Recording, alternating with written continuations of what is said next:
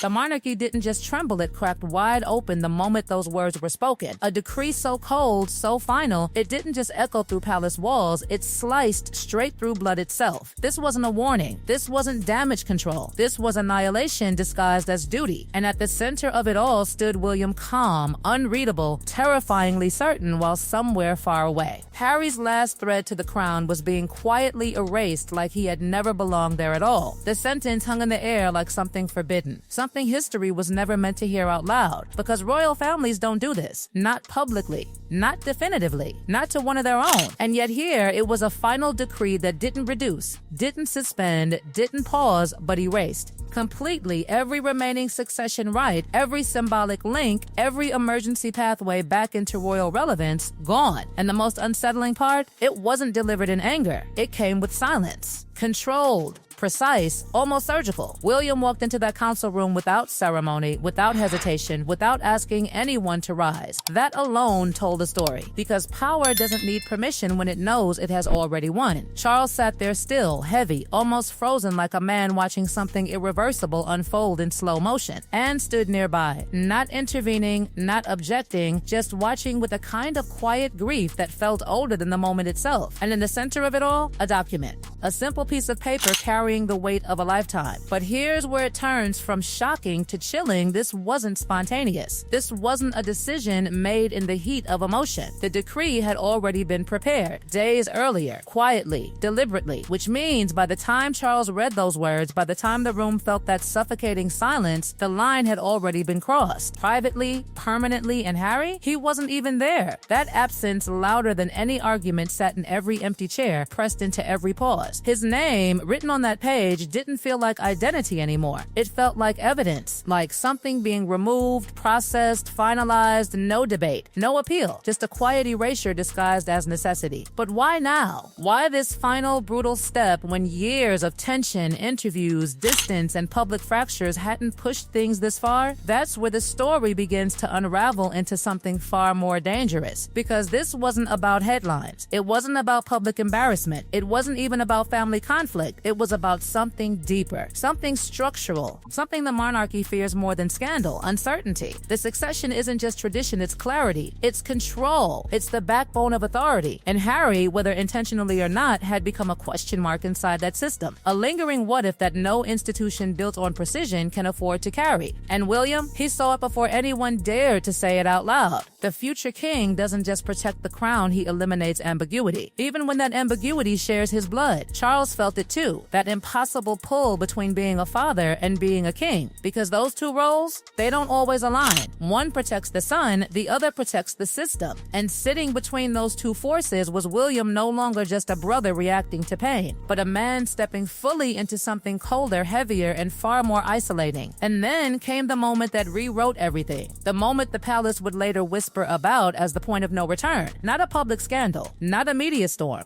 but something quieter, something far more dangerous, a private ceremony, the Windsor Remembrance Oath Ceremony, a place where loyalty isn't performed, it's expected. Harry was invited. Carefully, strategically, conditions were clear. No disruptions, no statements, no deviation from protocol. It was supposed to be controlled, contained, predictable, a final opportunity perhaps for the illusion of unity to hold just long enough to keep the cracks from becoming visible fractures. And at first, it worked. Harry followed the rhythm. He stood, he listened, he blended into the moment so perfectly it almost felt like the past hadn't shattered at all. Almost, but then came the phrase, the one that mattered more than all the others combined. The loyalty phrase tied directly to William, not as a brother, but as the future king. And in that split second, everything slowed. Harry stepped forward and stopped. No stumble, no confusion, no forgotten words, just silence. And that silence, it hit harder than any speech ever could. William saw it instantly. This wasn't hesitation, this was refusal. Charles lowered his eyes, not correcting, not intervening, because even that restraint spoke volumes. The monarch didn't defend. The father didn't step in. And that absence of reaction, it confirmed something devastating. This wasn't a misunderstanding. This was a line being drawn. And in that quiet, suffocating moment, something broke that could never be repaired. Not publicly, not privately, not ever. Because behind every royal decree, there's a private wound. That silence didn't end in that room. It followed them. It grew. It sharpened. And by the time William asked for the succession review file, the decision wasn't forming anymore, it was finalizing. Because once silence replaces loyalty in a monarchy, it doesn't stay personal. It becomes dangerous. And William knew it. That's what makes this so unsettling. He didn't act in rage. He acted in recognition.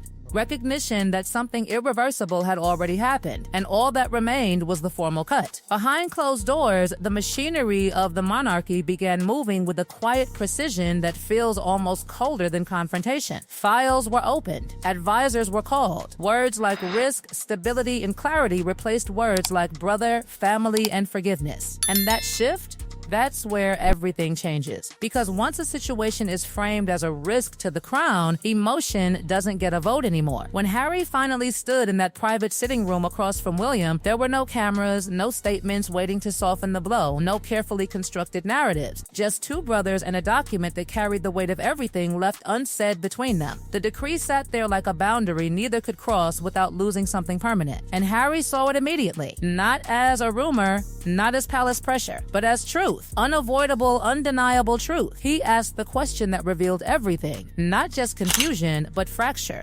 Was this coming from a brother or from the future king? And the moment William hesitated, even for a breath, the answer became obvious. Because it wasn't one or the other anymore. It was both. And that's what made it impossible to fight. You can argue with a brother. You can't argue with the future. William didn't raise his voice. He didn't need to. His words came measured, controlled, almost detached, but underneath them sat something heavier. Years of trying to separate personal pain from public duty. Years of holding the line while watching it weaken. And now, that separation was gone, completely gone, because Harry had crossed into a space where personal actions had public consequences, and William could no longer pretend those two worlds were separate. The decree didn't just remove titles or appearances, it severed pathways, quiet ones, invisible ones, the kind that only matter in moments of crisis when the monarchy needs certainty, not questions. And Harry had become a question, not because of one moment, not because of one decision, but because of a pattern that made the future feel unstable. And here's the part that stings the most: this wasn't rushed, it wasn't impulsive, it wasn't revenge, it had been delayed. Twice, William had stepped back before, looked for another way, waited for something, anything that could stop this from happening. But nothing came.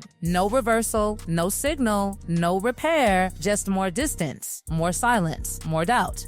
By the time the decree reached its final form, it wasn't just William's decision anymore. It had been reinforced, backed by advisors, supported by internal reviews, even shadowed by echoes of past guidance that prioritized survival over sentiment. The system had spoken, and once the system speaks, individuals, even princes, don't get to override it. Harry felt it the moment the official notice reached him. Not anger, not at first, something heavier, something emptier, because anger needs something to push against. And this was solid. Final, structured in a way that couldn't be argued with or undone through emotion. The words didn't attack him, they didn't insult him, they simply removed him, quietly, completely, and then came the detail that turned it from painful to devastating. The only way back required agreement from both Charles and William, father and brother, sovereign and future sovereign, two positions that in this moment had already aligned, which means the door wasn't just closed, it was locked from both sides. Charles's private meeting with Harry didn't change the outcome, but it revealed the cost. Because when he admitted he was choosing the crown over everyone, it didn't sound powerful. It sounded defeated, like a man who knew exactly what he was sacrificing and had no way to stop it. And that's the real twist in this story. The monarchy didn't win cleanly. It survived, but survival came with a fracture so deep it will never fully disappear. By the time the news reached the public, it had already settled into something colder inside the palace. The headlines screamed shock. The crowd searched for meaning. But behind those gates, the reality was already understood. This wasn't just a royal decision. This was a permanent rewriting of bloodline expectation. And once something like that is written, it doesn't get erased. William secured the future. That's the official version. But the unofficial truth? He did it by stepping into a loneliness that no title can soften. Harry didn't just lose succession. He lost position in a story he was born into. And Charles? He lost the illusion that family and crown could ever be balanced without consequence. And here's what lingers the most unsettling part of all. This story doesn't feel finished because decisions like this don't end things, they echo. In future crises, in future reigns, in moments where absence becomes louder than presence, because the crown moved forward, but something behind it stayed broken.